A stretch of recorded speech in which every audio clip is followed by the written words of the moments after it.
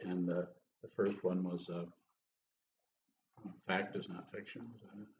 Is that it? Truth is not a fact. Is that it? Yeah. What a smart aleck thing to say. So today, this afternoon, rather than we can continue that discussion, or we can do phase two, or we can. But one of the things that we do at the monastery sometimes in the afternoon is I'll just come in unannounced or spontaneously, and we'll do what's called Mountains and Rivers. Mountains and Rivers is just a name for the talk that is not really a talk, it's just responding to questions. So this way, it's everybody has a creative part in what is being discussed by asking questions, and I do my best to respond to it in as a meaningful way as possible. So please be my guest. In the Heart Sutra, the line, without attainment, bodhisattvas take refuge in. What is without attainment? You know, there isn't anything to attain. And it's a realization that directly goes towards the whole conceptual mind of going from here to there. Without attainment, there is no attainment, but that has to be seen. If that is seen, then that's the attainment. But it's without attainment because it's not in the conventional sense of getting better or getting to a higher level. It's fundamentally seeing that everything that is there is not separate. So there's no more warfare. There's no more struggle with anything. And if struggle comes along, even that's not a struggle. So this is why it's so. It's called indestructible, or this is why it's called the Vajra-like samadhi, or the indestructible samadhi, because you can't destroy that because it's not something. It is not. It's not a fact. Yes, sir. When you use the terms awareness and consciousness, are you referring to the same thing? The way I, pretty much, but the way I use that is I say consciousness is everywhere. It's not one of the places that we're not really conscious of, like our blood flow and our heart rate and our body temperature is all being synchronized and coordinated and in an amazing. Just amazing how all that works. We know. I sometimes say if you were just suddenly, even for 10 minutes, put in charge of everything that happens in your body, you'd be dead because you screw it all up. You know, you transpose numbers and you say, oh wait a minute, that needs to be this temperature. Oh, that dead duck or person. So yeah. So but then the awareness, I use that to say aware of. The thing about awareness, consciousness doesn't ignore anything. The consciousness is just the nature of everything. But the awareness is that actual selecting out, it's a selectivity. So you sit down and you're aware of the thoughts arising, you're aware of your body, you're aware of gravity, you're aware of the six sense fields and their objects, you're aware of all those dynamics just appearing. And you can move the awareness and focus or emphasize any one of them. You can just go to how your needs feel. You can pretty much stay there somewhat. And so it's moving the awareness in different areas. Anytime you put your awareness on anything, any one thing, like the breath or movement of the diaphragm or thought patterns moving, you're ignoring everything else. So that's just needs to be understood that the awareness that you're training to be focused, and you could even say somewhat one-pointed about just very closely watching that's also the nature of the whole shebang, to use the Sanskrit word. That joke seems to work every time. People laugh at that, or are they just laughing to make me feel good? Yeah. Yes. What is it that is moving your awareness from one thing to the other? So that's a good question. And one has to, through the awareness, one can actually turn back and try to find someone. And it doesn't seem to be, you have to do it yourself. And it takes a while of actually watching things move. And at some point, you kind of get the idea, without me even saying anything, you'll begin to be curious about who's doing this. And you'll begin to question the identity itself. The identity is the primary mistaken identity. That's the primary issue, is thinking there's someone. But you, me, and everyone you have to see that yourself, and you can't just do it by necessarily deliberately doing it. There's a kind of timing that's happening that's I can't see, you can't see, no one can particularly see it or identify it. But somehow at some point we just start to look deeper at the observer, and we find that the observer is actually out there in the observed. But that has to be, I can say this conceptually, we can say, yeah, I kind of see how that might be the case. But to actually realize that blows the whole structure apart. It blows apart time and space. It just shatters the whole preconceived and solid past and future, right and wrong, up and down, back and forth. The whole reality the ego has been struggling with since you were born, until you realize that. More?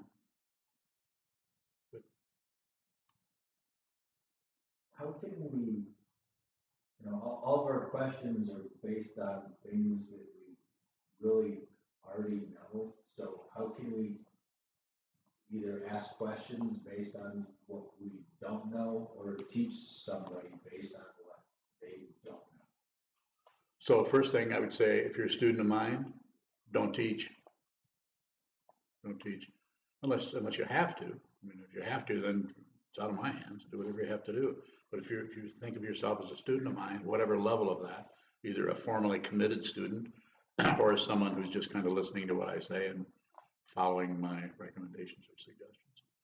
There's a lot of people do that don't really have any commitment going. Doesn't make that person any less at all. They're coming to the situation with how they can.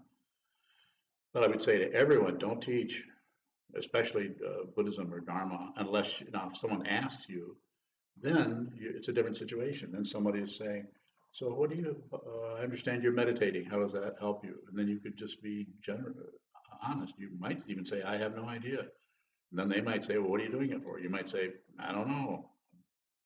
This feels like something I should do. But sometimes when you're put on the spot with somebody's questions, you really realize that the reason you're doing this is kind of invisible in a way.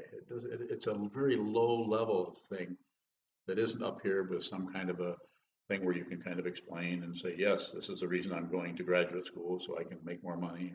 It's not that kind of thing. It's under the radar of ego. So ego can't comment on something it's not totally clear about. And if it does, then it has to invent things about it, make up stuff. So I would say, to be more direct, sit a lot. Those are good questions. Don't take anything away from those questions, but sit a lot. Spend a lot of time sitting down and holding still. Sit in a symmetrical position, this one or this one, preferably this one, because this is kind of casual. This is very precise and symmetrical. And just watch what continues to move, which will be, of course, the mind, the consciousness, is all the objects of the six sense fields will be coming and going. Thoughts, sounds, smells, taste, touch. All those are coming and going, coming and going. It's like Grand Central Station.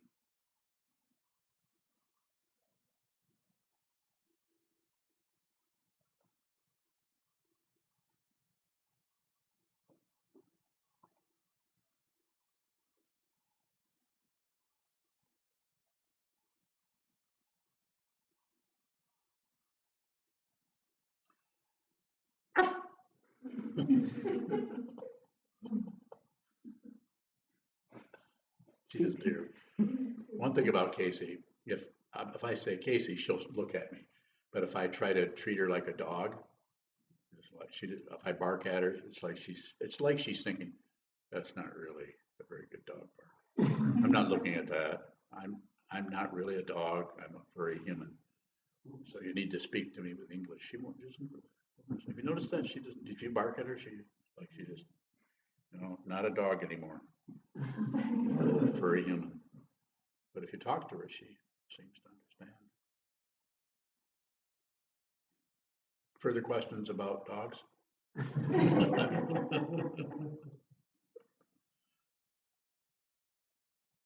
You talk about the path as being Shila, Samadhi, and Prajna. Shila or discipline. What's the difference between discipline and control? There's a little bit of control in there. We have to control, I have to control my hand to reach over here and pick up the coffee cups, or if I don't do some kind of controlling, then I can't wish the coffee up to my mouth particularly. Or maybe I could, I don't know. But so there's a little bit of control. And the idea with the discipline, the Shila part is to use the forms that are taught in this discipline. And one of them, as we all know, is come into the place that's set aside. This is temporarily. Just like the monastery, the temple in Battle Creek is set aside. It's a special situation for you just to train your mind. So make use of the forms that have been set up. So the discipline is already kind of solidified in the form of a meditation hall. You know, it's a structure. It's a very strong form. And then we're kind of fluid. We need to go to work. We need to take care of our dog or our kids, or go on vacation, or go snowmobiling like Tayo and Shigetsu did. You know, and they'll come back, and then they'll bring themselves into this form. And the form can be the one where you just sit down, hold still, and you just watch. You're just training your mind. You're just watching what's happening. And so the discipline part is using the form, using this posture. So as long as the body is even moving slightly, this, or is in any way casual, the mind actually takes that shape also. I don't have any proof for that, but it seems to take a shape. And as soon as you hold the body very, very symmetrical and hold still, the body or the mind starts to there's more awareness about what is occurring. It's more awareness to see what is actually arising. And quite often that's when you start to see the thought patterns, or the daydreaming, or the inventing things or worrying about things. Whereas if you're moving around, you can kind of avoid any of that extra stuff, and you stay with the apparent situation you're in, riding a bike or walking down the street or something. Just as I'm not taking anything away from meditation in action, but it seems like if we're going to train the mind, first we need to hold the body very still, so that when we get up, then the awareness practice, that openness that is being extended or trained or emphasized while we're sitting, some of that starts to kind of tag along with our body-mind complex. Just the open part of it tends to come along. So when you're going in the other room and you're starting to cut bread, you make sure you cut them exactly the right pace. And you notice that the really largest one in the center is Sokuzan wants that one, which I got the 10th one over. So discipline, it's about relating to form in a really intelligent and open way without being bossed around by it, without it being bossy. It's just something you're doing. There's no, you're doing it because it starts out that way. We're doing this, we want to train our minds, but at some point we have to even give up the reason for it and just do that. If you're just doing that, you're not thinking necessarily, I'm a Buddhist meditator who's doing this. It's just a very simple, direct situation. So sometimes this path is talked about as the whole structure of the teachings, all of the things the teachers say, all of the things down through the centuries that teachers have said, and all of the forms that we follow, from just very simple meditation on to more complicated forms, it's like a raft. And it's the image has been used in the past. It's a raft. The raft of Dharma takes you across the ocean of samsara to the other shore, which is nirvana, or cessation, the cessation of suffering. And actually, it seems more from this person's perspective, seems more like a cessation of a self who is suffering. The suffering is still everywhere. Everyone you meet is suffering. Like we were talking about in Costa Rica, just intense suffering. It's unbearable to look at. It's so difficult. And but there's no self who is witnessing that. Shila, discipline, samadhi, see what is true, see that it's not separate. And when you see that it's not separate, then the third one, or prajna, then the wisdom mind begins to show up. And then if you don't panic and run back into samadhi, protect yourself by being stable. And if you actually go into the wisdom mind, then everything breaks apart and there's no longer a solid self, nor is there not a solid self. It's not two, everything is not two. This is why it's so difficult, because it looks like the self comes back. First you see the emptiness, no self, no other, and then everything all comes tumbling back into the arena. This is spoken about in the Oxfording pictures. The Zen story of looking at the mind as an ox. I don't remember how they all go, but it starts out by finding the ox, finding the mind, and then taming the ox, taming the mind, and then eventually there's no ox, and then eventually the last one is where the practitioner comes back into the marketplace. In other words, just becomes ordinary person.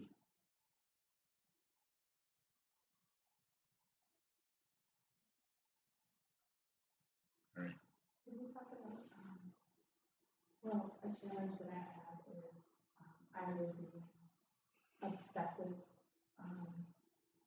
not so much with my practice, like my sitting time, but like throughout my day, obsessive with where's my awareness, and really just getting, actually creating more energy around it. And more What's tension your around question? I understand. And then the opposite, thinking, I'm just gonna chill out, I'm just gonna sit, Okay. and let the rest go, and then I feel like What's your question? is I there a understand what you difference said. in between those two? Or can you help me to understand a possibility between those two things? Yes. What else you want to know? Yeah, I would like to know a way to break those Yeah. habits. All you have to do is look at it. And don't add.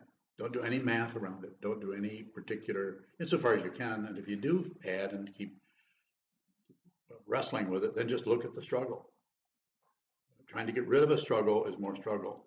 Don't go to war with war. Just watch the war. Just observe the warfare, because the warfare is it needs some kind of fuel to keep going, and the fuel it gets is you're struggling with it. Do nothing with it. Just be there and have a sense. You could say have a sense of magnanimity or acceptance. I usually don't use the word accept, because then that becomes then ego starts to use that about how much I've really accepted everything. So I would say just look. You don't have to accept, reject, or look away. Passion, aggression, and ignorance. Just be there.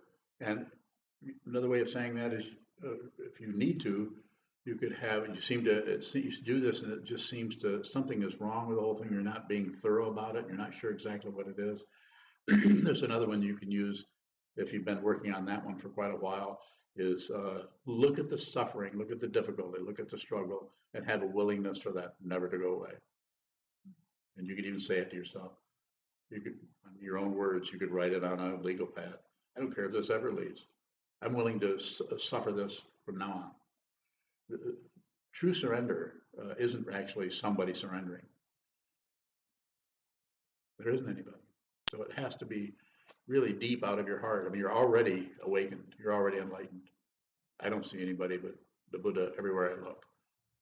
And that's not because of how wonderful I am. It's because how wonderful you guys are. Not you, though. Don't wreck my reputation. You got more work to do. So I'm just saying that we have to really give ourselves to that negativity rather than struggling or trying to,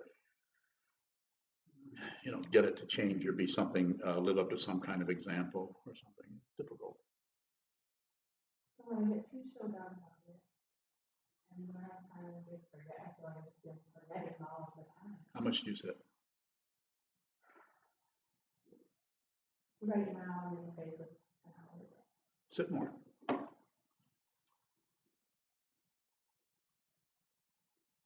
Add on 20 minutes. You're single. That's fine.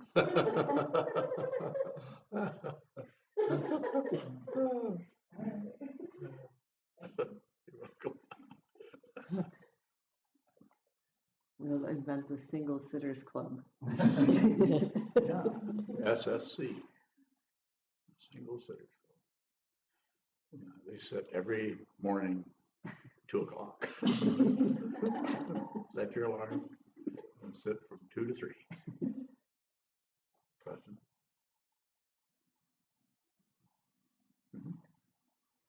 You said something like mind follows body, body follows mind, and sit as still as you can on the cushion. In between, off the cushion, between activities, should we try to hold still? I don't think so. I mean, some of that's going to come up kind of on its own, but I think the most important thing to do as far as the awareness practice is to do a lot of stillness, as still as possible. And if you have to move, go ahead and move, shuffle around, do it, stretch your back, whatever you need to do, and then return to stillness. And then hold that for as long as you can without being rigid or being super uncomfortable. And then if you need to move a little bit more, then do that and then return to stillness. You get up off the cushion, just function, just do. It's not that you can't bring some awareness to something, you're bound to do some of that, but I wouldn't make it too big of a project. I would just kind of hang out and just the observer situation can happen just on its own without somebody kind of pushing that situation. Like trying to be more aware of, peeling potatoes or something. Yes. Is that the idea then, that just let it happen naturally? Yeah. Rather than... Yeah. Don't meddle with it because it's too tempting for the self-centeredness to get some kind of credential and build up something over how aware we are all the time. I'm so aware. Why do I feel like crap? I'm so aware. So aware of the crap. So yes, just hang out.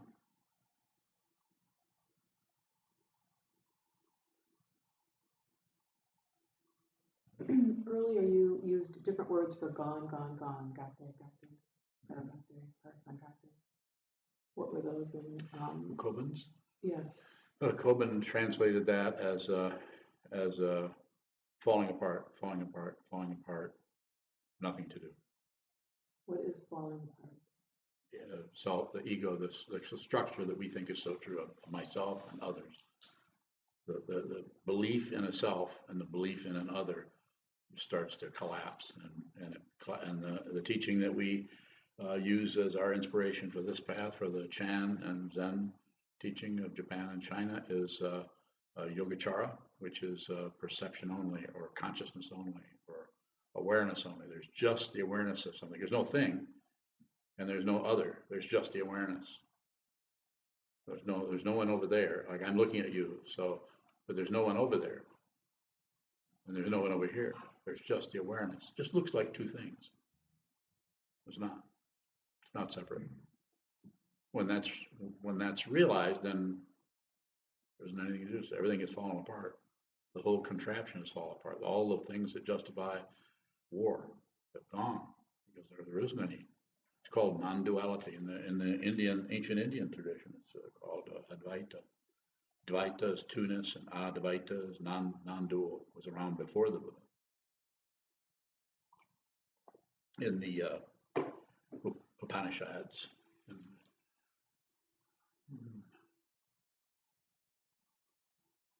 Their names are not coming. Chandogya Upanishad, and another one with a big long name. But anyway, you can find that same teaching.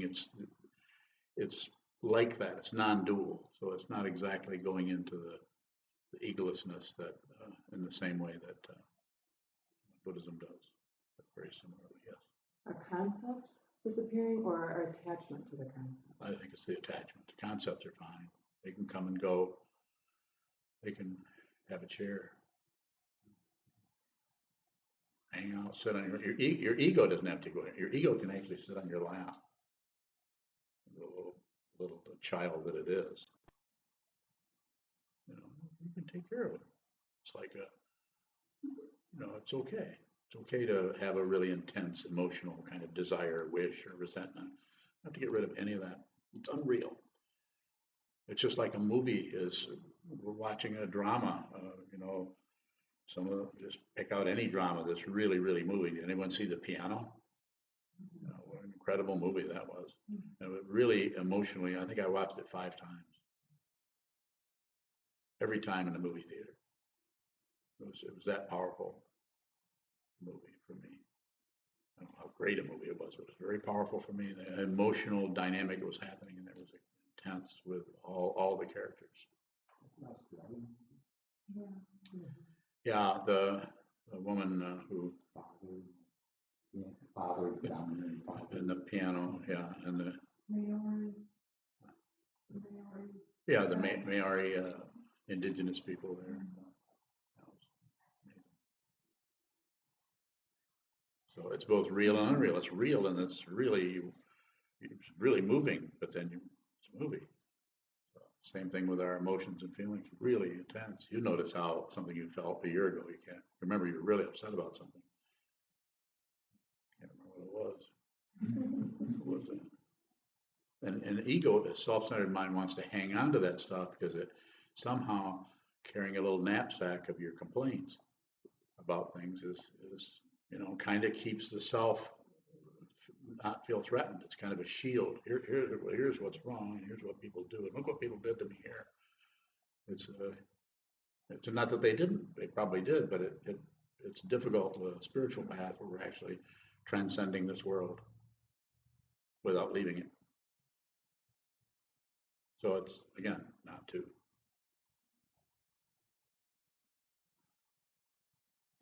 You say that you looked out and everybody's the Buddha, and that we don't have to look for enlightenment, it's kind of already the case. Yes. So if that is true, that is it because in that we aren't seeing that or feeling that? Is it because just on top of that there's just the shroud of ignorance? That's Just the only- stuff. That's why it works. It takes time, but that's why it works to do a practice where you're working with the awareness. Where over time, you persistent, you begin to see through that, and and the presumption of what that's going to be like doesn't quite match up to what it actually begins to look like.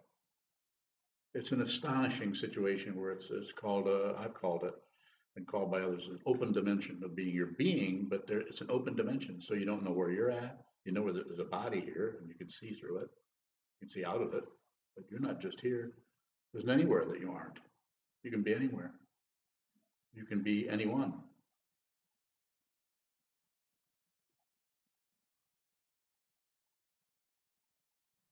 So is it a figure of speech that you are enlightened and not aware of it at the same time? Well, like I've said before, I know it sounds kind of like tricky language stuff, but there isn't anyone to be aware of it. There's no one. There's awareness, and there's awareness of the Buddha, and there's awareness of Buddha nature, and there's awareness of enlightened truth. But there's no one who is aware, because it's not separate. So everywhere you look, you see. That's why the teacher-student situation is only is a teacher-student situation as long as there's a student. There's no student, there's no teacher. When the student appears, sometimes they say when the student is ready, the teacher appears. I say it the other way around, which is what?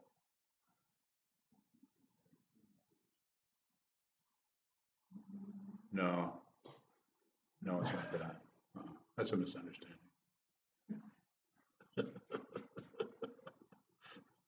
No, that's pretty good. Wait a minute.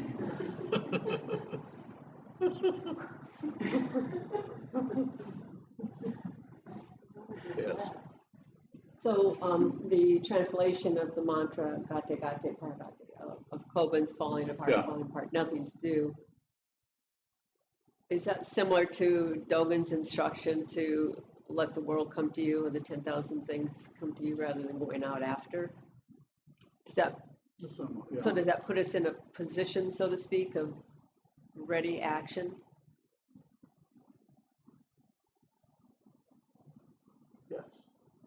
So Dogen, Unyo is referring to Dogen's and I have to paraphrase it, instead of, when you go out to the world to try to do stuff and this and that, push this and pull that and get this, and keep that away, and are interactive, this is delusion. This is Dogen's characterization, a 13th century founder of this lineage of Zen Buddhism, the Soto lineage. But when you sit back and let the world come to you, let things occur, then this is awakening. But you don't have an agenda about anything, so there's nothing to do. Everything, the whole sense of that out there has fallen apart. And so, and this is a kind of a, I don't know how else to say it, kind of a corny way of saying it in a way, everywhere you look, you see yourself. You don't see other. So therefore, there isn't anything to do. And of course, that might show up, it could show up as someone comes, I need you to help me with this or that. Can you help me with this? Well, if you can, you probably would. Help.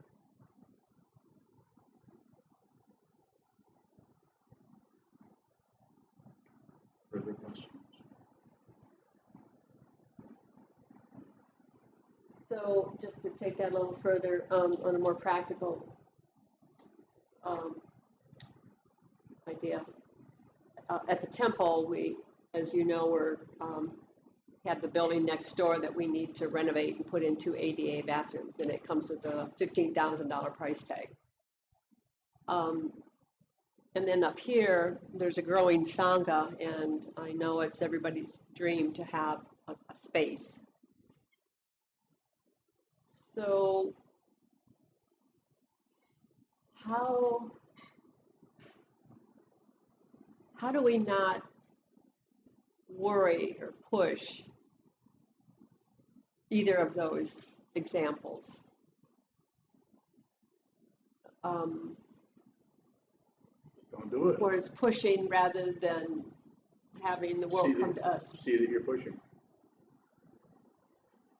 If you see that you have an agenda about something, then there's some kind of pushing going on. So, but if you witness that, if you just see that, and if you have some kind of understanding about what this awareness practice is, then it won't get fueled. You won't have this double speak behind it, propelling you. Well, I have to think about this. You have to have a plan. It's like when we went to the architect, Yume, from Minneapolis. I can't remember. You'd have to quote him because I can't remember. I went there. I don't know what happened there. I was at the meeting, but he said, "What was it?" Well, what are you going to do with it? What are you going to do with that You're building? going to put all this money into this. What are you going to do with it? I'm not interested in that question. I really don't have any interest in that because that's about some kind of a plan. And it's not, I'm not saying that you shouldn't plan, but the plan should not come out of some fear. The plan needs to come out of a necessity that means it's time to do that. Like you don't shovel a walk until the snow falls. So I'm going to get this done before the snowstorm. I'm going to get out there and shovel before the snowstorm. That's what it feels like to me to plan something when it's not time. So now to Yume, he's not to pick on our friend Yume, but he's operating, he's a very practical fellow. And he operates out of, a nuts and bolts approach, and he should. I don't mean to change that, but it's just that I'm not interested in that. I am interested in getting those bathrooms in. Why? I don't have any idea. Somebody said, well, what are you going to do with all the space? I don't know. What are you going to do with those bathrooms? That's none of your business. It's personal. But you follow me a little bit? It's just, there's a time when that might come up when we really do need to plan something in some area. We already have a Gampa in one area. That happened spontaneously. We thought that was going to happen up in the top of the temple. Now it's happening in the yoga studio. We built a whole yoga studio. Anybody doing yoga? I don't know. Once in a while. Once in a while. But no formal classes. But there's all kinds of things that are arising, and I don't want to miss any. When I say I don't want to miss any of them, I also don't want to, just out of fear, clamp down on what we should do with it. We haven't done that so far. Here we've got I don't know how many buildings. They just, when we need a building, it comes up for sale. Does that mean there's some kind of magical thinking? No. It's fact and in fiction. It's totally practical. Of course, I lied when I said totally, but it's kind of practical. So at the same time, there seems to be some forward motion, like before we had the temple, I don't know, you and I would walk up and down the streets of Battle Creek looking for a place where we could have meditation practice. So, Yes. and here, we even did it here. We actually looked at this building 4 years ago, Yeah, before 5 they years bought ago. it. And we Yeah, freaked Kozan out because she said, "Oh my gosh, no, no, no, no. Who's going to take care She's of not us?" gonna admit to it. She did admit to it? Okay, she did. Anyway, and then stuff just kind of happens. So I guess I'm looking for some. You looking for help? Well, how much? There's the lot. practical side that really pulls, like Gume. What are you going to do with it? Don't do anything with it. But don't also listen to him. And even if that wasn't a situation where that worked, but if he'd been just there asking me personally, I would have said, "What do you mean?" And then I might say, "Well, what would you do?" And he would probably say, "Well, I wouldn't put 2 bathrooms in there. I wouldn't have bought the I building. wouldn't have bought the building. What are you doing that?" But that's too late. We've already bought the building. He should have been there earlier.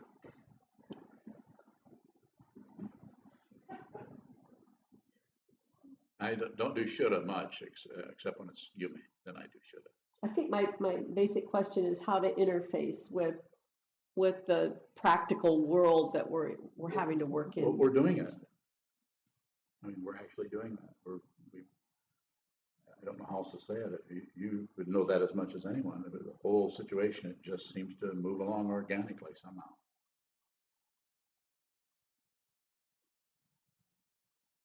Yes. It seems like the problem's fear. Yeah. I think so. I mean, things happen and we kind of have no extra energy in it. It just works, doesn't work. Seems, yeah. Fear that Fear that it's it all will, really complicated. or fear that we'll not be able to pay the bills, or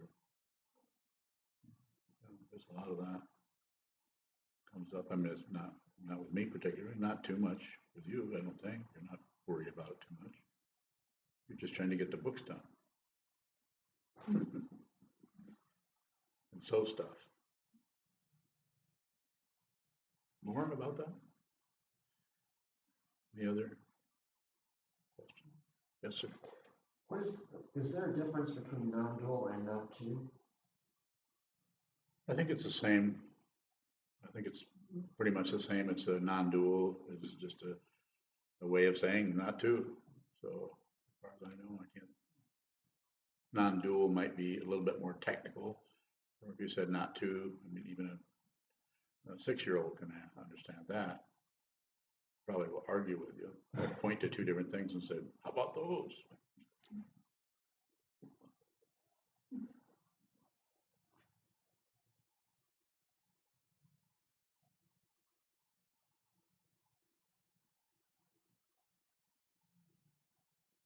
So everybody knows stuff.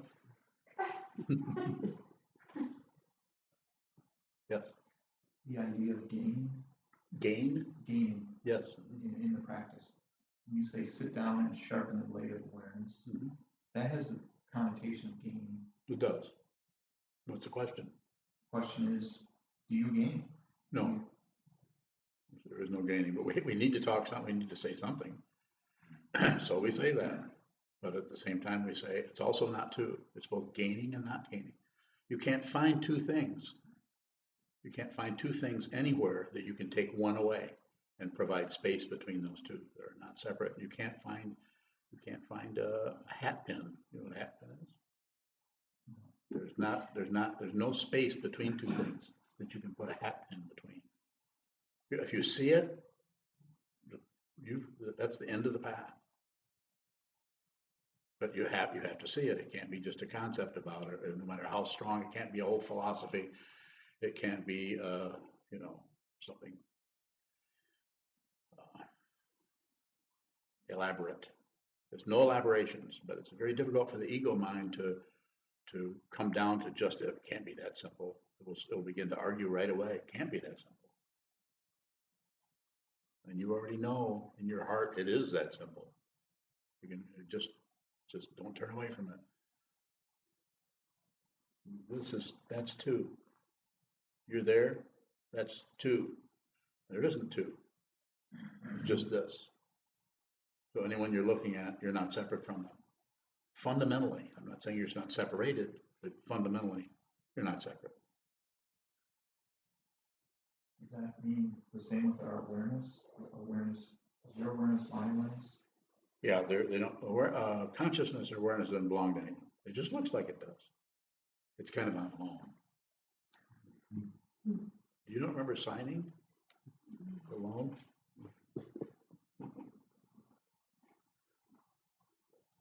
And sure, it looks like it's happening, but fundamentally, doesn't seem to be a separation there.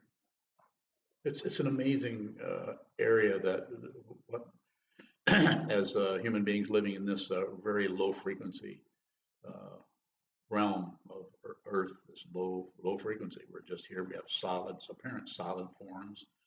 We have apparent time and space, but look deeply in that, you see there's a whole dimension. Just the dream world alone is enough to let you know that you're kind of in for it.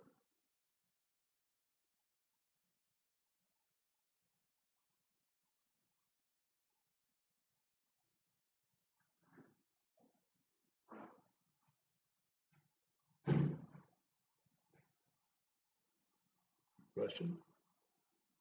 I think so. I don't know if I had to visit. It was about what you were talking about a few minutes ago. Yeah. I'm sorry, I don't know how to phrase it. It'll come to me and I'll phrase it. Okay.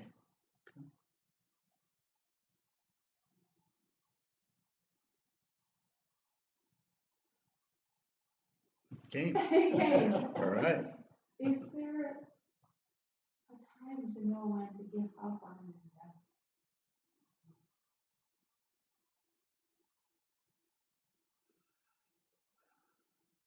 Sometimes I say this, and I mean it to be helpful, and sometimes I don't know how helpful it is. But I say, don't do anything unless you have to. If you're doing something, don't.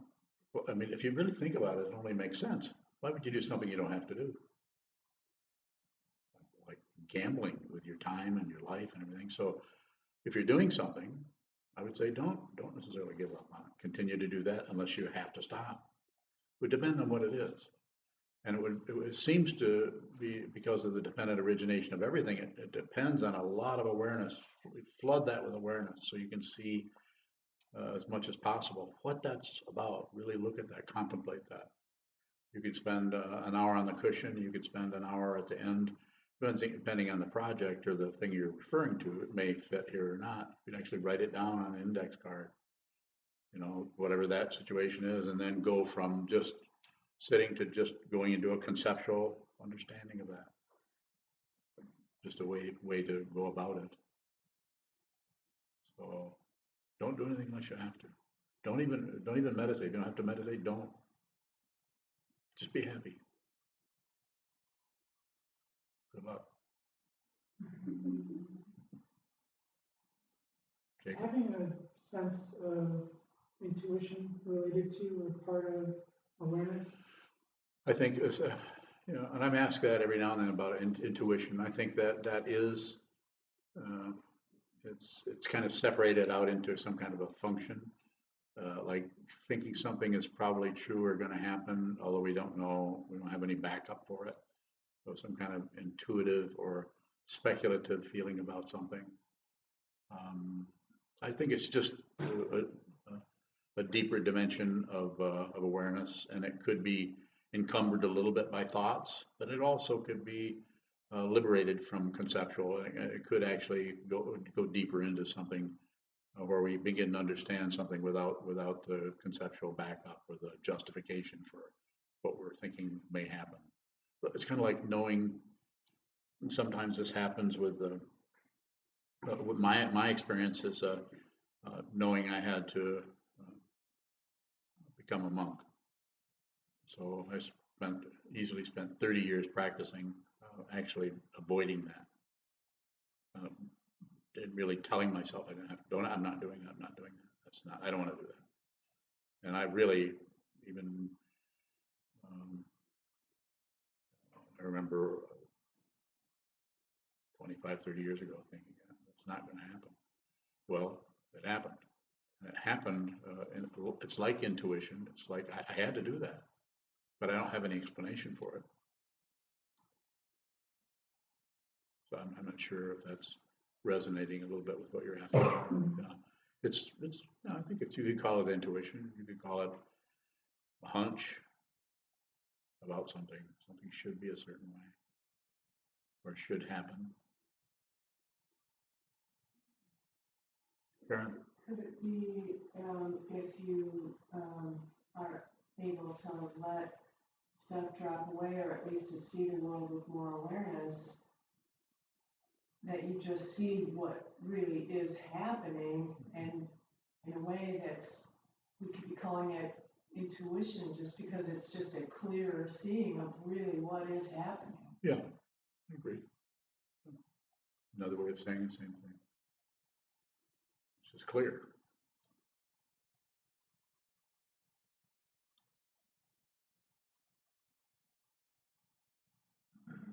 No, that's not. Just a statement Go ahead. about this building. Yeah. If you can't live here, it just becomes somebody's job. Mm-hmm.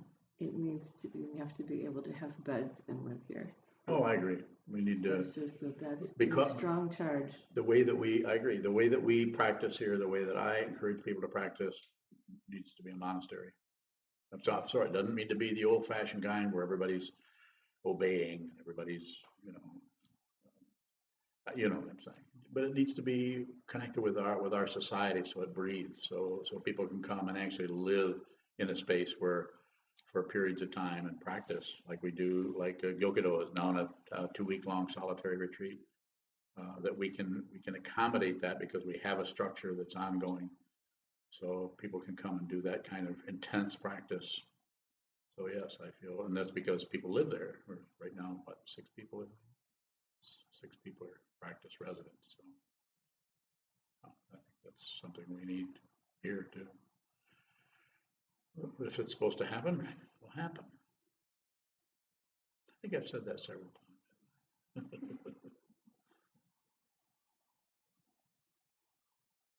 Anything else? You said everybody is awake. Yes. You look around and you see everybody's awake. And you talk about the veils. Yeah, the 2 veils. The 2 veils. Yes. So what is it that doesn't see?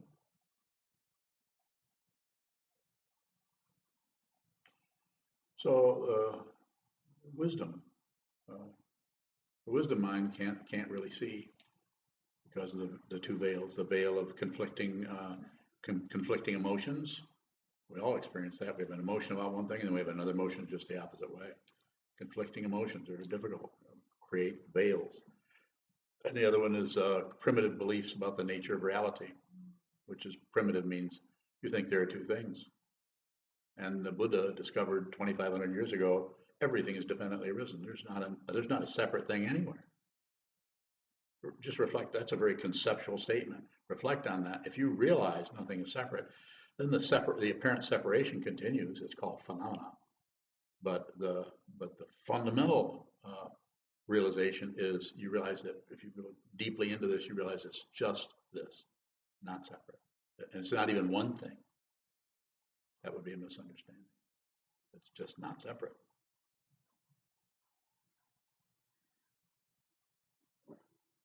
We say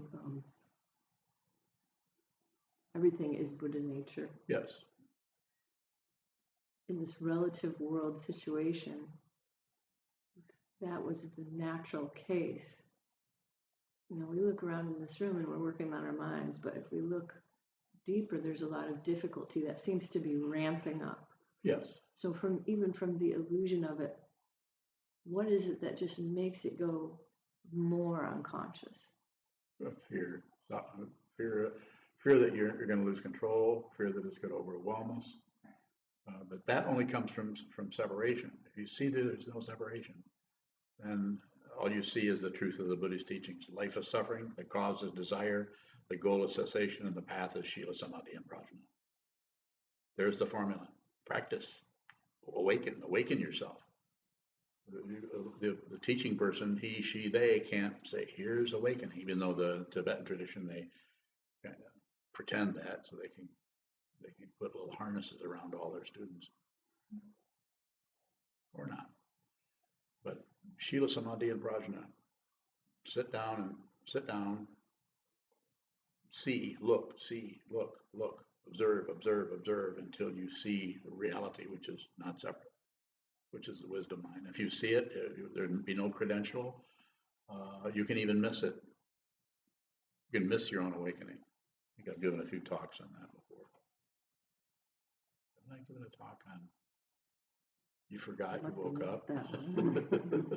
It's been a while. Ego wants to finish the soul path. Yes, Yeah, that, I think that's the topic. maybe.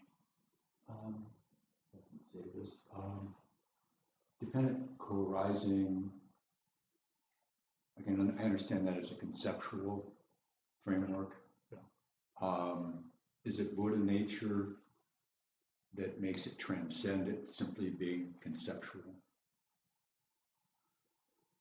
Yeah, the awareness that everywhere you look, you can't see any separate things. So if I look at your earlobe right there, it's not separate from anything in here. It's separated, just like the hand is a hand, but the fingers are separated. Without the fingers being separated, you'd have a, what I call that, a meat mitten.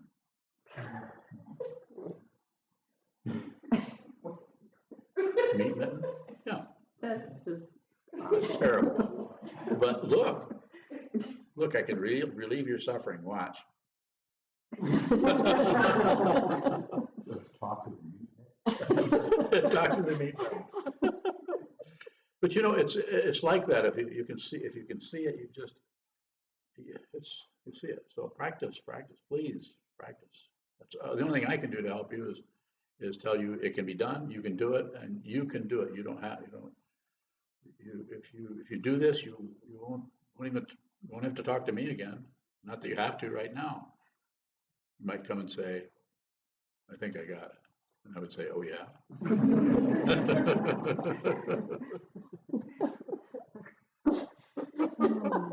oh dear. Yeah, I bet you're looking forward to that. But if you understand, you won't really need anybody's imprimatur. You don't need someone to say, yeah, that's. You might want to do that, but you wouldn't care about the outcome. You wouldn't care what the person thought. And if they realized, then they it's not going to be anything new to them. They already know you're awake. So you come up and say, and I've had people do that just recently. I think I woke up. Okay, don't tell anybody. That was what I told him. You've already told enough people. Don't tell anybody else. So this doesn't mean a person doesn't awaken and have some kind of awakening. That happens quite a bit. Yes. And this might be a silly question, but have you ever had the opportunity to tell someone maybe that missed their own awakening? That Yeah, you're missing it right now. You asked me. It's there now. But the conflicting emotions, primitive beliefs about the nature of reality is a very simple way of putting it, the saying is delusion. This doesn't mean you can't live your life however you want to live it. How the life is being lived it's not necessarily contrary to, I mean, everybody doesn't have to become a monk or even receive jukai, refuge vows or anything. Just realize this.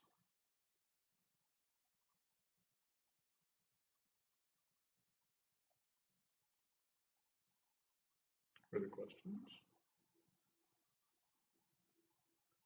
Further statements?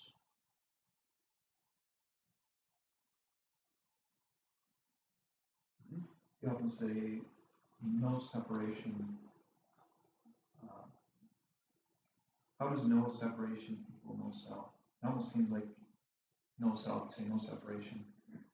So just don't explain your question. Just give me the question. How does no separation equate to no self?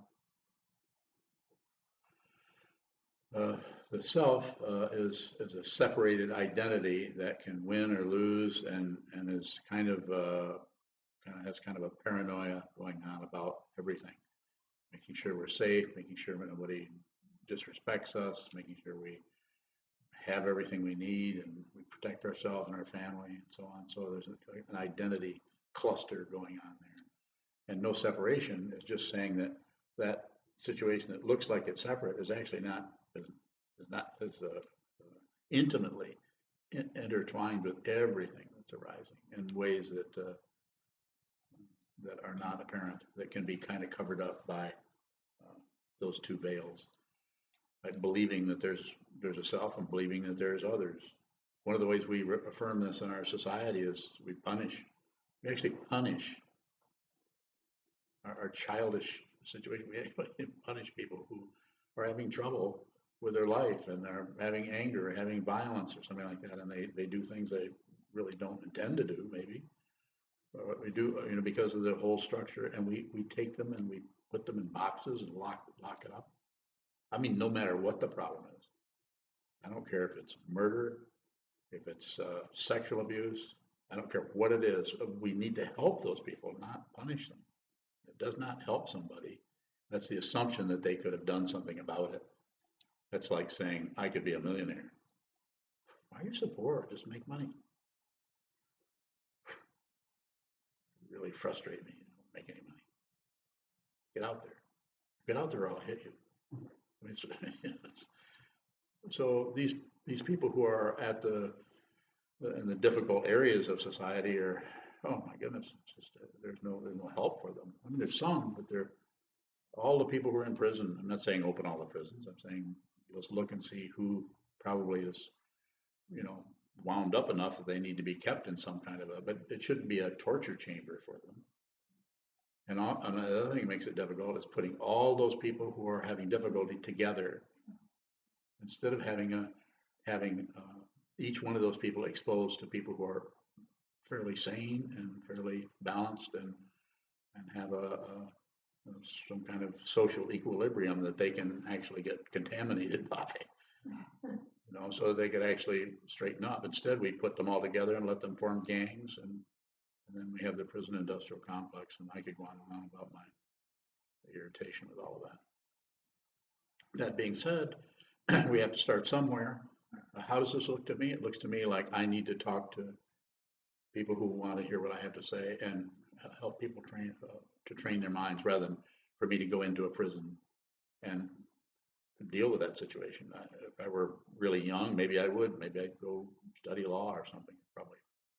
Probably wouldn't be able to pass the bar because I'm not very smart.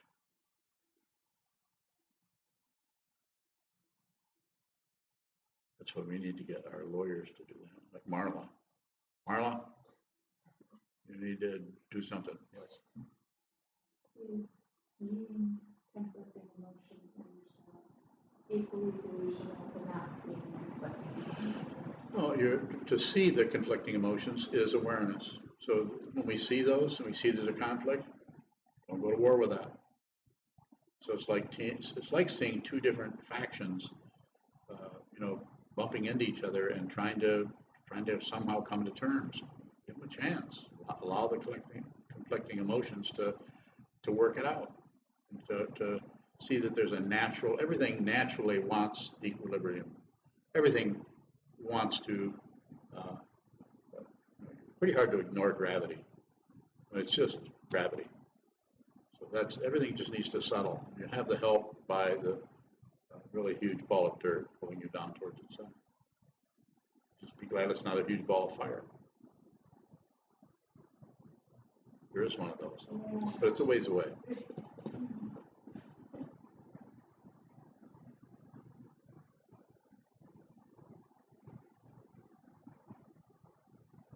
Any other questions? Very good, thank you. We'll stand to dedicate merit, puts in the back of the red chant book.